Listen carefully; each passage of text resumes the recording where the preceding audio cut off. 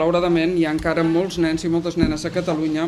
que necessiten d'aquestes mesures de protecció. De manera temporal, aquests nens i aquestes nenes necessiten separar-se del seu entorn familiar, de les seves famílies, necessiten d'una mesura de protecció, d'una tutela i, evidentment, amb ells fer tot un projecte educatiu per garantir el seu ple desenvolupament, però alhora també treballar amb les famílies perquè l'objectiu sempre de la Direcció General d'Atenció a la Infància i Adolescència ha estat el fet de treballar pel retorn, sempre que sigui possible, d'aquests nens i nenes amb les seves pròpies famílies. Aquesta col·laboració ens ha de permetre posar en marxa 24 equipaments, com el que avui estem visitant, repartits per tot el territori i per atendre nens i nenes de 4 a 18 anys.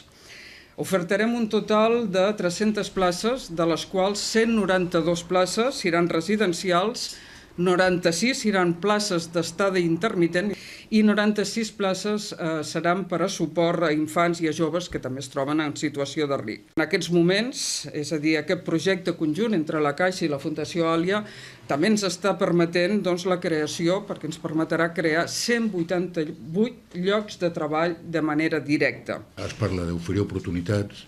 es parla de treball integral amb els infants, atenció integral als infants, de treball amb les famílies, es parla d'innovació, de col·laboració público-privada, de qualitat, de prevenció,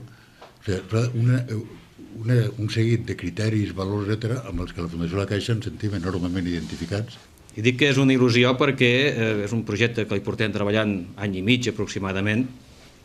i que jo diria que en un temps rècord s'ha aconseguit catalogar un nou tipus d'equipament per obeir una necessitat que no es cobria del tot correctament en el nostre sector. Jo crec que som pioners a l'Estat i possiblement en molts països del món.